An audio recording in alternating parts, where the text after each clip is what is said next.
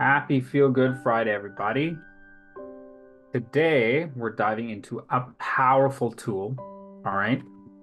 And it's a tool to transform the way you think and the way you act in order to augment and improve your mood. So if you're not been feeling good, feeling under the weather, this video is going to help you, give you some tools, and help you explain how you can change your moods for the better, all right?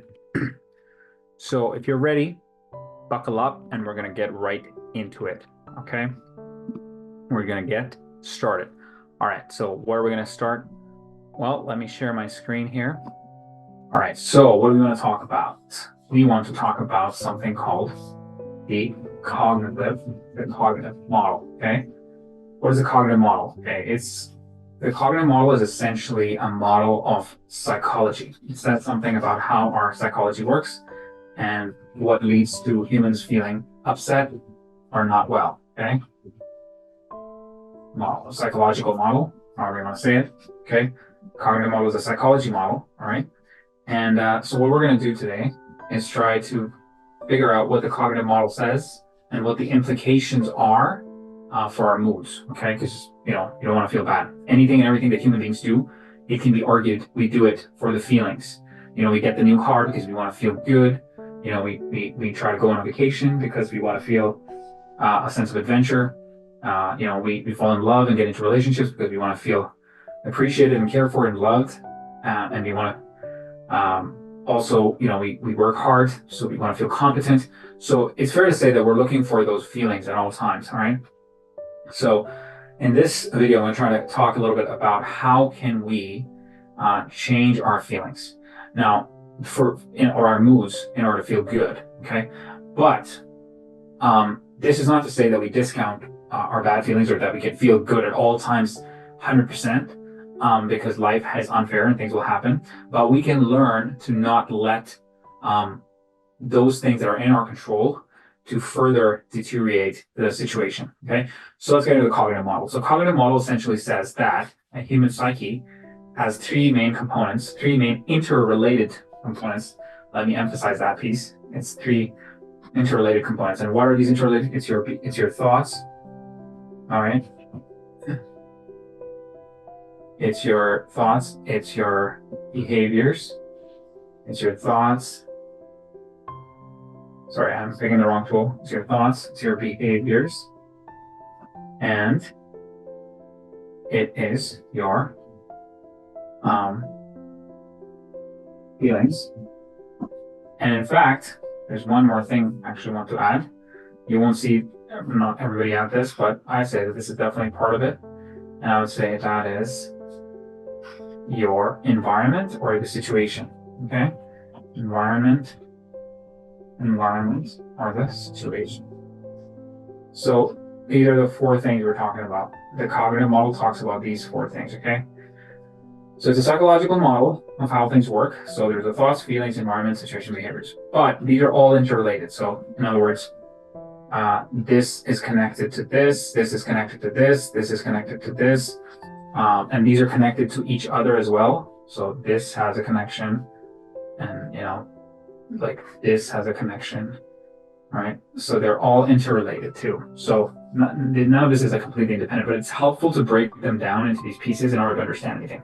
Now, the beauty of the cognitive model is we can try and understand any of the problem that you might be facing in your life using the cognitive model. Anything that you're dealing with, any kind of problem, you can break it down into its components. You can break it the behavioral part of the problem, the feeling part, the thought part, and the environmental part. All right. So let's take an example. All right. So what example can we take here? Let's just say you're lacking motivation. Okay. So you're having a lack of motivation. You feel very much let's say you're procrastinating. Okay. Procrastinating. So if you're procrastinating, then let's say there is a situation, there's a big exam coming up, okay? Or a big exam or a big deadline is coming at work, and you're procrastinating, okay? So that's that piece, the big exam, big deadline. You can say that's the environmental piece, right? That's the situational piece. That's the environmental or you can say situational piece, right? Let's give it a different color. We'll say environmental slash situational piece. Okay. And so that's that. Now that's one part of the problem. Okay. And we are procrastinating. And next thing is, what's your behavior? Well, your behavior is clearly that, instead of working on the thing, let's say you are engaging in some other activity, like let's say you're like watching more TV, or playing games, or doing other work things besides this specific project. So you are that's what you're doing. Okay, so your behavior is that you're doing everything besides working on a thing. That's your behavior. Now, what would you be feeling in a situation like that? Okay, somebody in a situation like this is probably feeling apathetic, because they don't have the motivation. They feel no desire to do anything. They're being lazy. They're feeling lazy, and they're feeling maybe even overwhelmed because maybe the project is too big. Okay, so those are the feelings that they're having. Okay, so those are the feelings. These are the feelings. These are the feelings. And then finally, we have the last piece, which is the thoughts.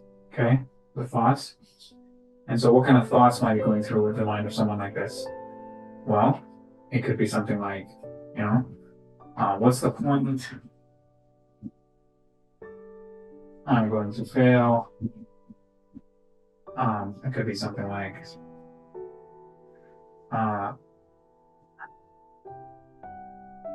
I can't start because I won't finish. And why start something you can't finish?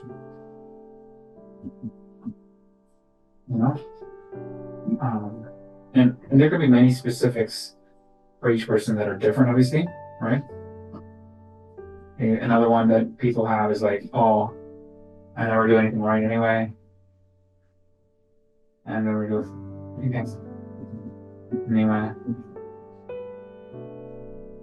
Or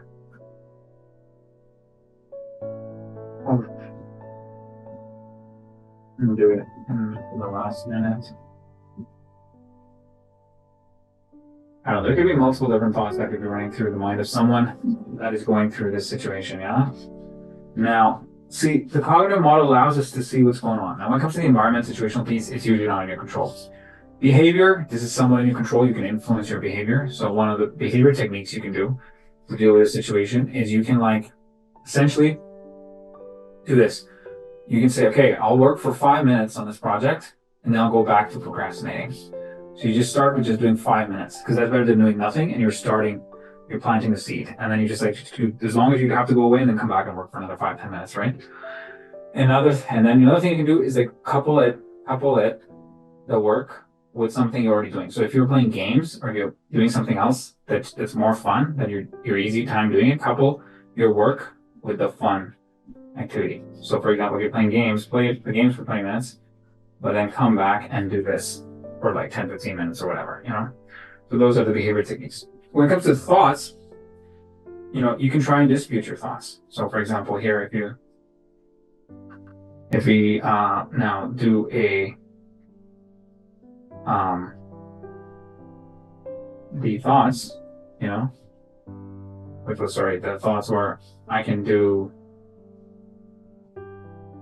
never do anything right? There's that thought. I can never do anything right. What's the point? I'm going to fail. I can't start because these thoughts. So let's just look at them one by one. I can never do anything right. But what's the problem with this thought? Well, it's definitely an overgeneralization, right? It's an overgeneralization. Obviously, you must have done some things right for you to even be alive. probably learn how to crawl, how to do things. So it's not that you've never done anything right, or you can never do anything right. It's just that sometimes you do things right and sometimes you don't. So, even if it's right that recently you didn't have a very good streak of wins, it doesn't follow that you cannot do anything right. So this is a problem with this thought. It's a form of overgeneralization. So if you try to dispute that thought and you say, okay, well, it's not actually the case that I've never done anything right. It's just if I'm going to be fair with myself, it's just that sometimes I've done things right, sometimes I haven't. And so the question isn't that I can never do it right. It's just that how right can I do it this time? And what do I need to do in order to get it right this time? So in other words, you start thinking more adaptively. And once you start thinking more adaptively, it starts to influence your feelings over here. And then they start to shift from being apathetic to something else, from angry to something else, from sad to something else. Okay. Now I can do it. Like, let's look at this thought. What's the point I'm going to fail? Now, what's the problem with this thought? It's a prediction. It's a negative prediction. It's basically cutting your own feet before you even start walking. You're assuming the worst. Assuming the worst. Like, how do you know you're going to fail? Okay, maybe you failed in the past, but that's no guarantee you're going to fail again. You play a game, people play games multiple times, they have to go through many trials for them to win. So you're almost setting up a self-fulfilling prophecy in case of this thought, right? And so this is a problematic thought right here too. I can't start because I won't finish. And why start something you can't finish? So again, this is a form of a negative prediction plus an overgeneralization. And it's also black and white thinking. It's black and white thinking because the person is saying, oh, either you start something and finish it or you don't even start it. Like there's no in the middle kind of like gray zone that they're looking at. Why start something you can't finish? So it's black and white thinking. That's the problem with this thought. So you need to dispute that thought. You can actually show yourself again and again that that's not the case, that you can indeed start something. It doesn't always have to finish right away, but starting is half the battle, And finally, I can do it in the last minute. Well, then you gotta ask yourself, is it really true? Maybe you can, but what's going to be the quality of your work? And wouldn't it be more ideal and less stressful if you started now, even if you just did a little bit of work, right? So the whole point of this is that with the cognitive model, we can break down any problem into 4 components: the behaviors, the feelings, the thoughts, and the environment/situation. And instead of blaming the situation, which is outside of our control, and the feelings, which is how we're feeling in the moment, which is not always easy to control, we go directly to our thinking or to our behavior. And we try to change our thinking and our behavior. And using those two, then we can change our feelings. And once our feelings start to change, we start feeling better. We start feeling different, actually. And that's the whole point of feeling. If you're not feeling good, then you want to feel good. And to feel good, you have to have the corresponding thoughts and the corresponding behaviors that lead to feeling good. Like if you're never exercising, you're never taking care of your body, if you're always tired on a couch potato, there's not much blood flow going on, your body's not doing what it's supposed to do, then obviously you're not going to feel very good. Similar to what if you're always thinking negatively in a black and white way, always catastrophizing and exaggerating the bad things that will happen, or magnifying the negative stuff and like disqualifying positive things that happen to you, and you just like overgeneralize and you just engage in black and white thinking, all these irrational things that we talk about in the CBT, cognitive behavioral therapy, then you're definitely going to lead yourself into some problems. So anyway, this has been a long video, I guess, in some ways. So what's the takeaway? The takeaway is that you got to learn, whenever you have a problem, to break it down into its 4 main components: behaviors, feelings, thoughts, and environment/situation.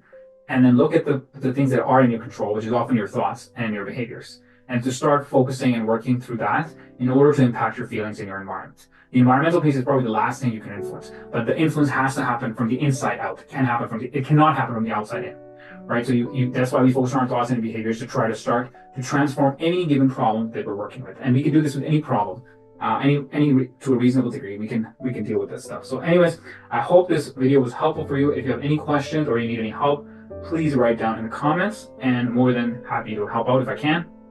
Again, Soban here with the Cognitive Model, wishing you a wonderful Friday. This was Feel Good Friday, and I wish you an amazing rest of your week and weekend. Take care, and bye for now.